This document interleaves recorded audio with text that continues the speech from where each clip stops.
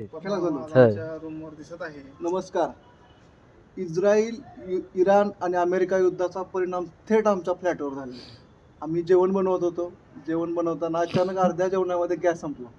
त्याच्यामुळे याच्यावर सोल्युशन काय काढायचं? तर आपण इंजिनिअरिंग झाले. आपलं जुगाड कुठं तर कामाला आलं पाहिजे. भले आपल्या फील्डमध्ये नाही उद्या, पण कुठंतरी चाललं पाहिजे काय डोकं. म्हणून आम्ही 3 फुटक्या विटा घेतल्या. आता मला कोरडू नये म्हणून खाली एक फुटकी फडशी आणली, खाली टाकली. त्याच्यामध्ये जाळायला लाकडं नाहीत. मग काय करायचं? कचरा जाळला आणि अर्धीची भाजी राहिली होती. ती भाजी आम्ही इथे शिजवलेली आहे. तुम्हाला मी दाखवू शकतो भाजी. थोडं जवळ झूम करा थोडं.